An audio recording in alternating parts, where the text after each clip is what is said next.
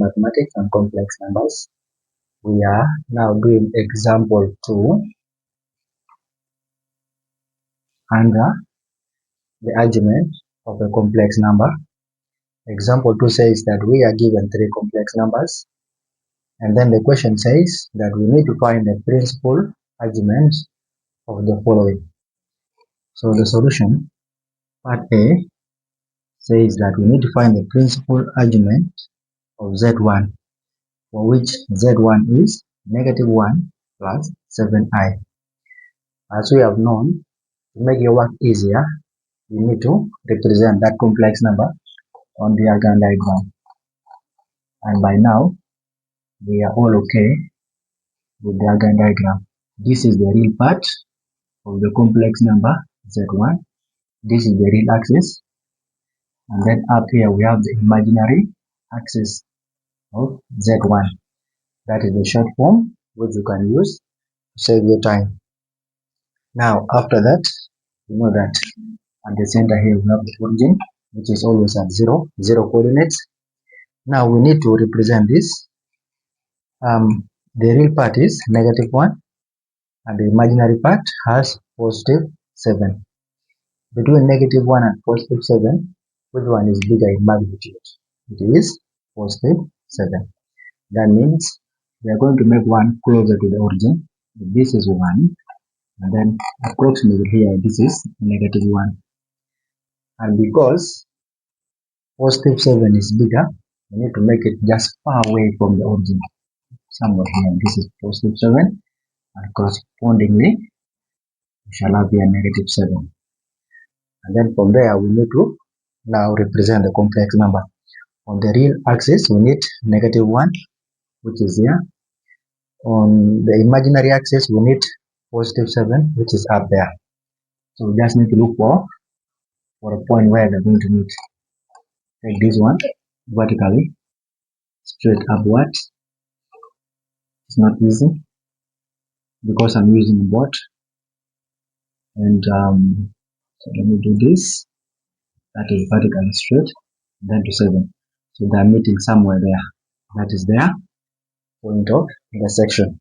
So there you need to draw a straight line from the origin up to that point of intersection of the real and the imaginary values. And then you put an arrow on top. If you don't put the arrow, you miss one mark. And then you just mark. This is my complex number, Z1. But the question was saying that we need to find the principal argument. The principal argument is this angle. Now this angle from the positive x-axis, which is here, up to where the complex number is what we are calling the argument first. This is the argument of the complex number.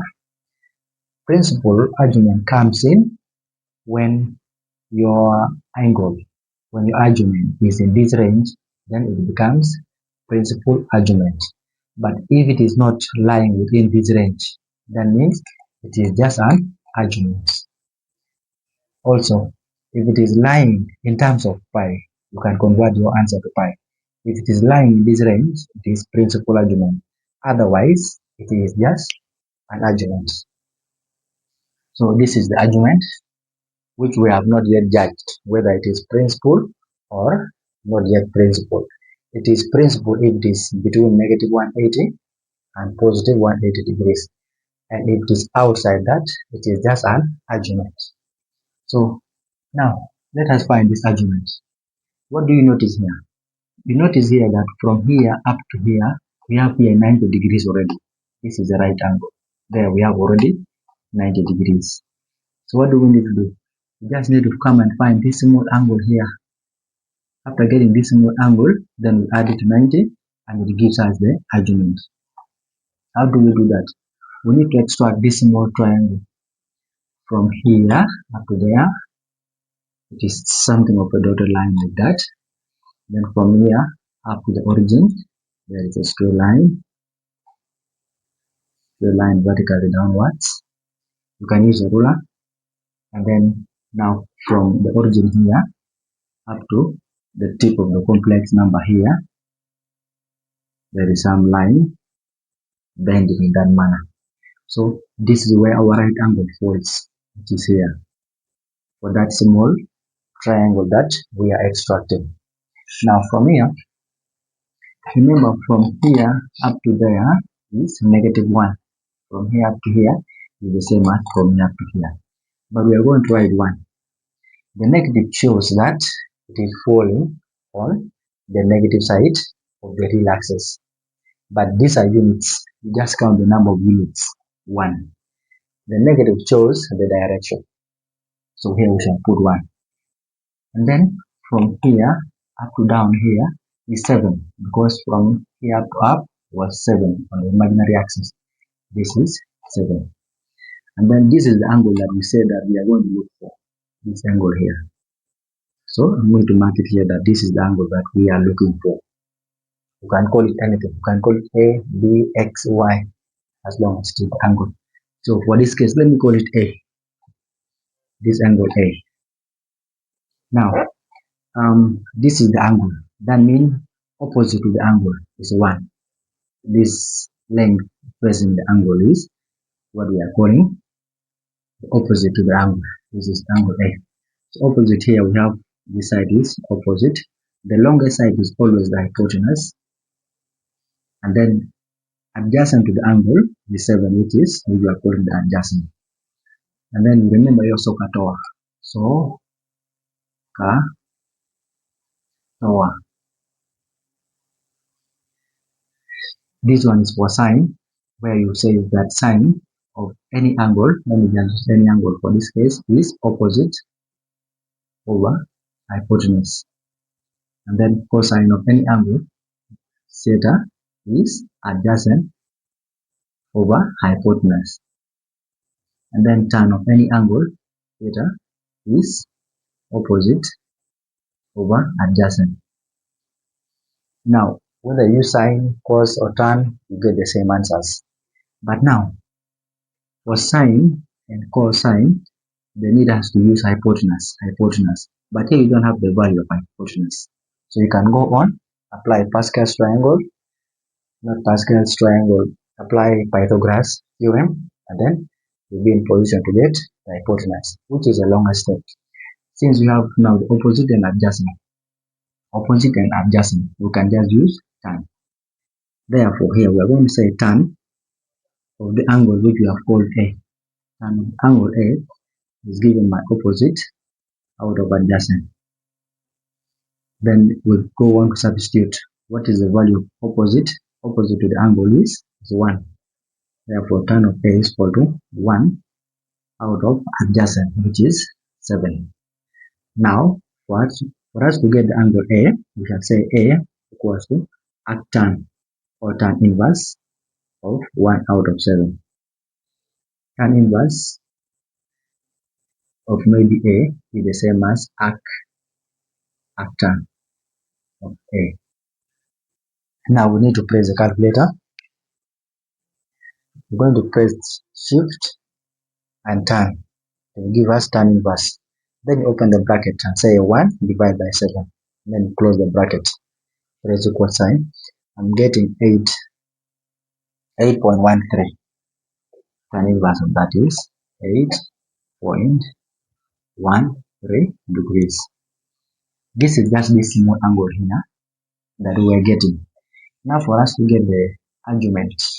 Now the argument becomes 90 degrees plus this small angle that we are obtaining here and we are adding, which is 8.13 degrees. Let me confirm. Tan inverse 1 divided by 7, 8.13 degrees, and then you add it to 90. 8.13 plus 90. This gives us here 98.13 degrees. So this is the argument. But now let us judge it.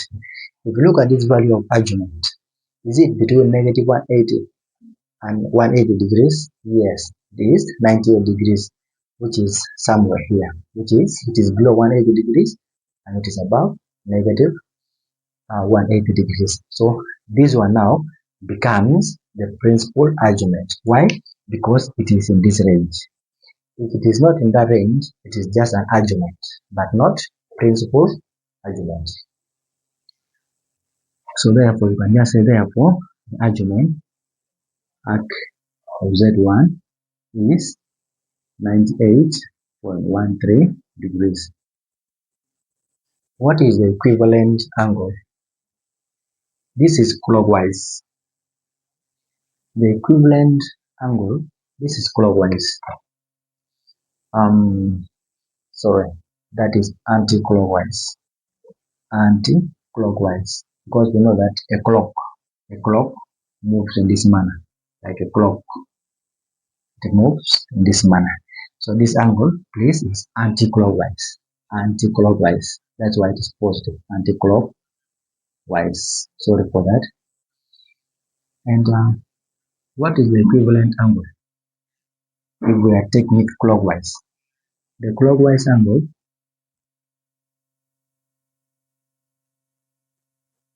it is just a matter of subtracting 360 because that is the complete revolution. Take away the one you have measured anti-clockwise. So I'm getting at Z1, I'm getting 261.87 degrees. But we are going to put the negative sign. Why? To show that we are measuring it clockwise. We have said that clockwise angles are negative and anti-clockwise angles are positive. So if you are moving like this is clockwise. If you are going in this direction, this is anti-clockwise. Yeah. So don't confuse them or do not make any mistake in your working. So this is the solution to part A. Let us go to part B.